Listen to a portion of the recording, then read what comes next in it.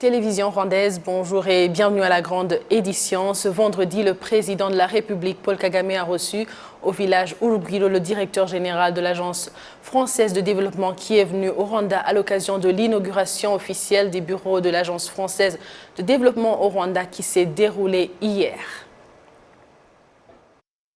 Le ministère de l'Éducation a lancé ce vendredi un plan national pour l'enseignement et l'apprentissage du français au Rwanda. Ce plan, qui s'étendra sur une période de 4 ans, est le fruit d'une coopération entre le ministère rwandais de l'Éducation et l'Agence française de développement. Le directeur général du groupe AFD, M.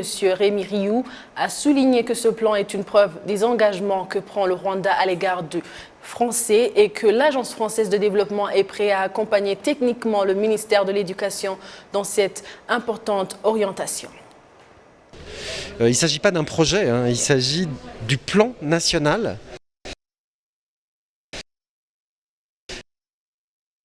de promotion de la langue française. Donc c'est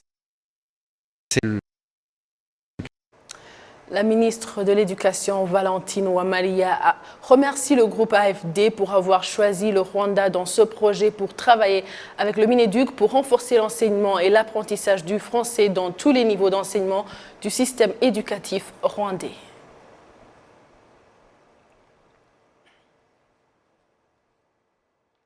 La position du gouvernement rwandais est de...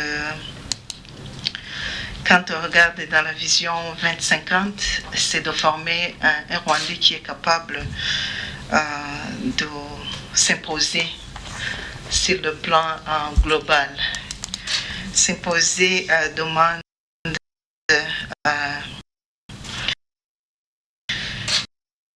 que l'on soit compétent, que l'on soit capable de communiquer avec les partenaires, que ce soit les partenaires en termes économiques, dans l'enseignement comme notre secteur l'exige. Donc, je prends ce moment pour vous remercier du fond du cœur d'avoir soutenu notre vision en tant que pays, mais aussi d'avoir pris le temps de venir et de discuter encore sur ce plan, mais aussi sur d'autres projets qu'on a ensemble, puisque ce n'est pas seulement le projet sur l'enseignement de la langue française, mais aussi d'autres projets que nous avons ensemble, comme le projet AFTA avec l'IPRC Tumba et les écoles d'enseignement technique et professionnel aux alentours dans le district de Rulindo, mais aussi la vision que nous avons ensemble de développer à partir du projet qu'on a déjà, comment l'étendre dans nos institutions de IPRC. Je sais que c'est le projet qui est toujours en discussion, mais qui va finalement aboutir. Je vous en remercie aussi. Mais aussi la discussion qu'on a eue autour d'autres projets dans le pays, comme le projet qui est sous le ministère des Sports, qui concerne le sport dans nos écoles. En tant que ministère de l'Éducation, nous avons aussi le grand rôle à jouer pour le succès de ce projet. Mais ça, comme vous l'avez dit, monsieur le directeur, c'est ce que l'on fait ensemble. Vous l'avez appelé investissement. Donc, le Rwanda investit dans sa population pour que sa population puisse s'imposer au plan global, comme je l'ai dit au départ. L'ambassadeur de la France au Rwanda, Antoine Onfray, estime que le Rwanda a beaucoup à gagner dans la vulgarisation du français, vu sa position géographique au cœur de l'Afrique et sa vision d'être un carrefour des affaires sur le continent. Si le Rwanda veut jouer ce rôle de hub là, dont on parlait tout à l'heure, il faut qu'il puisse communiquer avec une langue qu'il peut partager avec ses voisins. Alors pour certains voisins, ça peut être l'anglais, effectivement, hein, ça c'est à l'est et un peu au nord, mais pour les voisins de l'ouest et du sud, c'est le français. Alors du coup c'est un défi ça, évidemment pour les Rwandais, hein, c'est très clair, parce que ça signifie qu'ils doivent être trilingues. Ce que je pense les Rwandais ont réalisé, c'est que le français peut pas simplement être une langue, enfin ça peut être une langue des affaires dans la région, ça c'est important, mais c'est aussi finalement pour un Rwandais désireux d'avoir accès à une partie de sa culture écrite, hein, je pense aux écrits d'Alexis Kagame par exemple, il faut qu'il maîtrise le français en fait.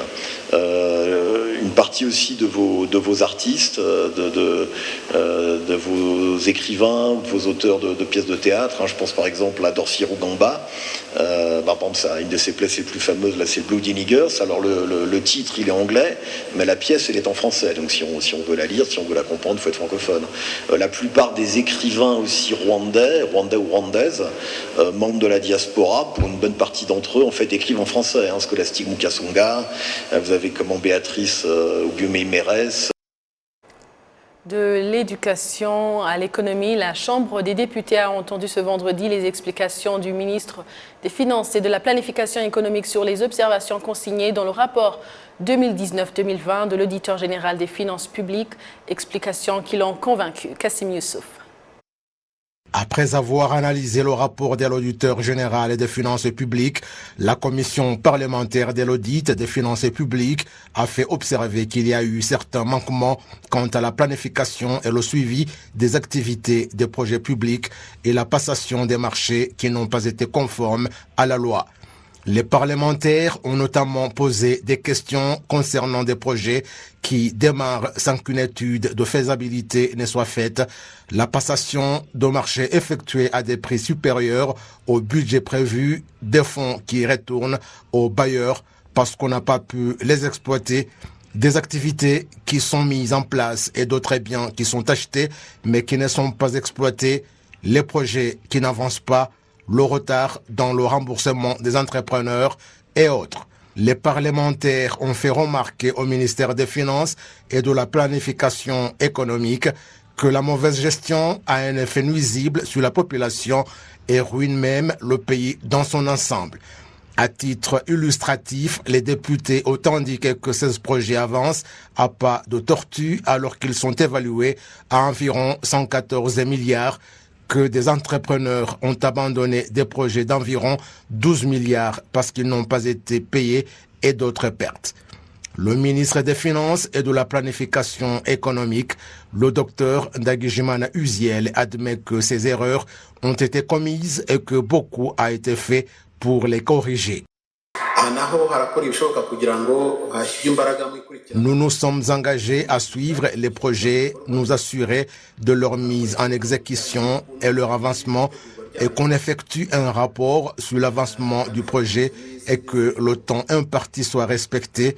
Si les fonds prévus sont utilisés comme il se doit et conformément à la loi, et voir comment la passation des marchés se déroule, et y compris la prévention. Il s'agit d'un nouveau procédé, mais nous voulons voir quels seront les résultats et ainsi améliorer le fonctionnement. Après avoir entendu les explications du ministre des Finances et de la Planification économique et les mesures qu'il a prises pour corriger les erreurs commises, par un vote, les députés ont exprimé leur satisfaction. Parlons toujours de l'économie, mais sur un autre angle. Certains investisseurs au Zimbabwe et au Rwanda ont commencé à exploiter les accords du bon partenariat dans divers domaines signés entre les deux pays et louent les efforts que les gouvernements déploient pour maintenir de bonnes relations avec d'autres pays. Le Zimbabwe est un pays d'une superficie de 390 760 km² et d'une population d'un peu plus de 15 millions d'habitants, ce qui en fait l'un des pays disposant des terres les plus vastes et les plus fertiles pour la culture. C'est ce que Twahirwa Dieudonné, fondateur et directeur de Gashora Farm, a vu en premier lieu et avec l'aide des bonnes relations entre le gouvernement du Rwanda et du Zimbabwe. il a pris des mesures pour demander au gouvernement zimbabwéen de lui donner un endroit où cultiver le piment. Singaye Mutambanegwe est un investisseur qui a fondé et dirige le centre de médias Egenity au Zimbabwe. Il dit qu'il lui a fallu peu de recherches sur le Rwanda et a pris Rwanda pour venir au Rwanda. Il lui a suffi un jour et il avait créé au Rwanda la société commerciale N.Africa Media. Nous sommes arrivés au Rwanda l'année dernière. Il ne nous a pas fallu un jour pour obtenir tous les documents nécessaires à la création d'un centre d'affaires. La manière simplifiée de faire des affaires au Rwanda est intéressante. Le propriétaire de Gashora Farm au Zimbabwe, Twahirwa Dieudonné, souligne que dans les années à venir, ce sera une grande institution financière qui aidera au développement et Singaye Mutambanegwe, quant à lui, voit le Rwanda comme un pays qui va l'aider à étendre son entreprise ailleurs en Afrique. En raison de l'emplacement du Rwanda sur la carte du monde, nous voulons l'utiliser pour étendre nos activités à travers l'Afrique. Et puis, il est très facile de travailler au Rwanda. Twahirwa Dieudonné et ses collègues investisseurs qui ont participé à la réunion sur l'investissement et le commerce entre le Rwanda et le Zimbabwe louent les efforts que le Rwanda ne cesse de déployer dans de bonnes relations de coopération avec d'autres pays. Le Rwanda et le Zimbabwe ont à ce jour signé plus de 7 accords dans les domaines de l'agriculture, de l'éducation, de l'économie et de l'énergie et du secteur privé.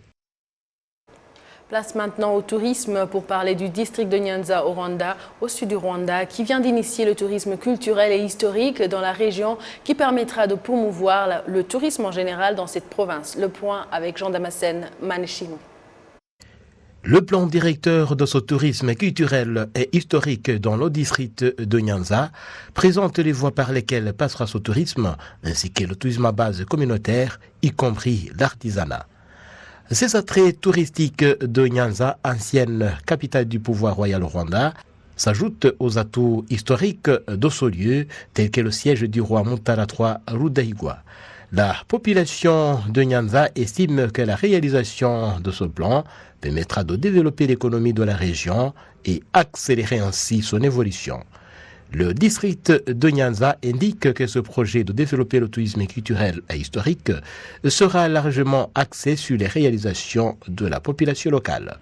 Le secrétaire permanent au ministère de l'administration locale, Samuel Dusengiyumva, ajoute que ce programme permettra de créer de l'emploi et de développer davantage l'économie du pays de façon générale.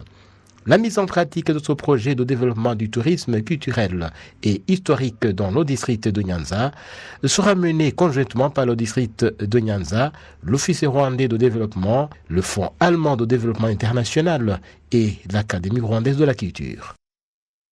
Certains réfugiés vivant dans des camps au Rwanda disent que le fait de pratiquer des activités commerciales a changé leur vie parce qu'auparavant c'était difficile pour eux. Le ministère en charge des situations d'urgence, MINEMA en sigle, indique que les activités génératrices des revenus des réfugiés augmentent dans tous les camps du pays et que pour les réfugiés vivant à l'extérieur, car l'aide qui leur est destinée se réduit de plus en plus. Kassim Youssouf. Au marché du camp des réfugiés de Mahama en district de Kirehe, Athanase Habyarimana, ressortissant burundais, dispose d'une échoppe dans le centre du camp. Il indique que sa valeur est d'environ 10 millions de francs rwandais et estime que sa vie n'est pas pénible car il gagne bien sa vie.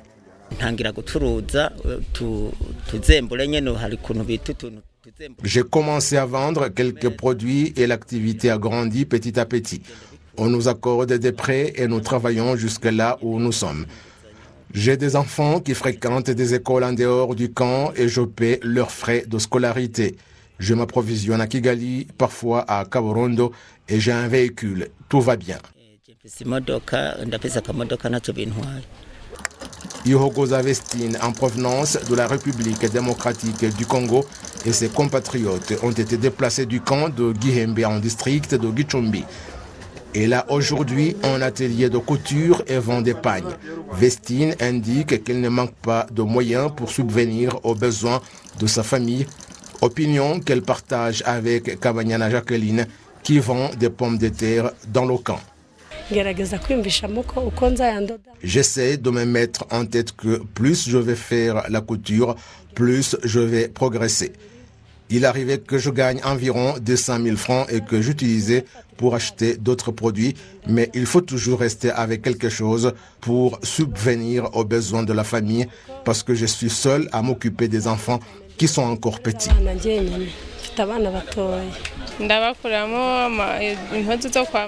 Je leur achète des vêtements, des souliers et je paie leurs cours du soir. Lorsque j'ai la ratio de tout le mois et que je ne suis pas endetté, cela signifie que j'ai réalisé du bénéfice. Chaque réfugié reçoit normalement 7 000 francs selon les capacités des membres de famille et certains n'en ont pas droit car ils disposent de moyens. Le responsable du camp de Mahama, Vuganeza André, admet que lorsque les réfugiés trouvent différentes occupations génératrices de revenus, ils ne sont donc plus une charge pour le pays qui les a accueillis.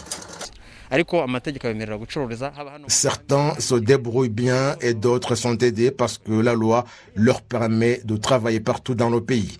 Quelqu'un qui pratique le commerce étant réfugié, cela réduit le fait d'être une charge pour le pays qui l'a accueilli parce qu'il subvient à ses besoins et qu'il n'a pas besoin que nous l'aidions car il fait tout et cela signifie qu'il a des moyens. La ministre en charge des situations d'urgence, Kaïsire Marie-Solange, exhorte les réfugiés à réfléchir sur des activités qui pourraient leur procurer des revenus afin que leur quotidien s'améliore davantage, car il se peut que l'aide qui leur est destinée diminue ou soit supprimée.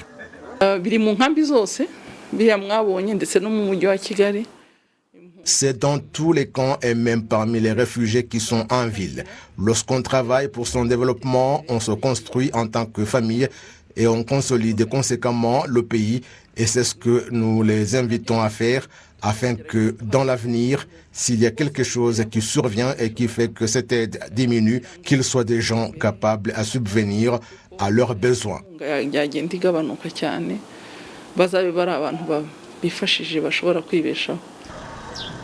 Le Rwanda compte environ 127 000 réfugiés, dont 5 381 se sont créés de l'emploi.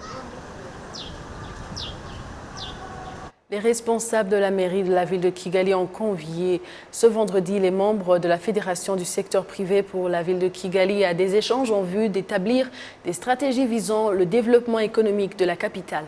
Ils ont examiné particulièrement le rôle que doit jouer le secteur privé dans ce développement.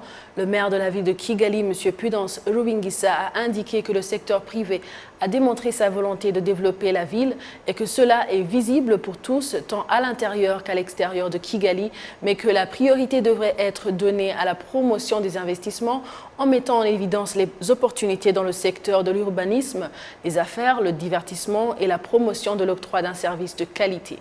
Clôturons l'édition d'aujourd'hui avec, au cours de sa 4e visite au Rwanda, le directeur général de l'Agence française de développement, Rémi Rioux.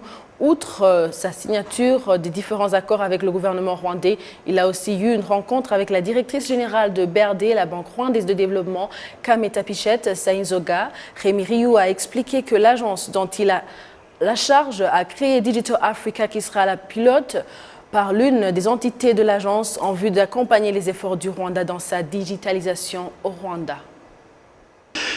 Nous allons avoir une nouvelle entité qui rejoint le groupe AFD, qui je pense est importante ici, qui s'appelle Digital Africa, qui va être une filiale de Proparco, mais avec son propre mouvement, sa propre capacité.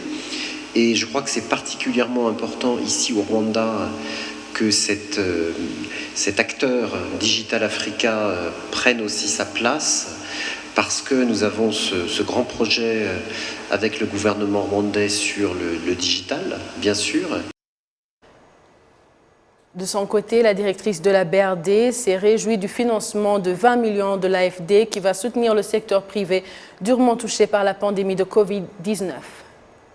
Comme vous pouvez le savoir, nous avons aussi signé récemment un accord, une ligne de crédit transformationnelle d'à peu près 20 millions d'euros avec une assistance technique rattachée à cette ligne de crédit. Et pour nous, à la BRD, c'est vraiment la meilleure façon de relancer ce partenariat, c'est avec une ligne de crédit vraiment exceptionnelle. Et ces financements nous permettront non seulement de soutenir les entrepreneurs rwandais post-Covid, comme nous savons tous, nos entrepreneurs ont vraiment été affectés par la crise. Elle permettra aussi de participer à la relance économique qui est pour le moment vraiment présidée par le ministère des Finances et de la planification économique. Et donc je suis très contente qu'on puisse signer cet accord et ce partenariat devant Madame la Ministre.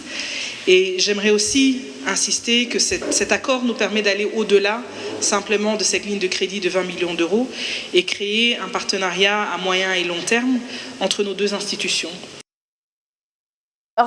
Également, parmi les multinationales françaises implantées ici au Rwanda, il y a le groupe Bolloré, spécialiste dans le domaine de transport et logistique. Son directeur général au Rwanda, M. Nkubito Roger, se félicite du raffermissement des relations entre la France et le Rwanda.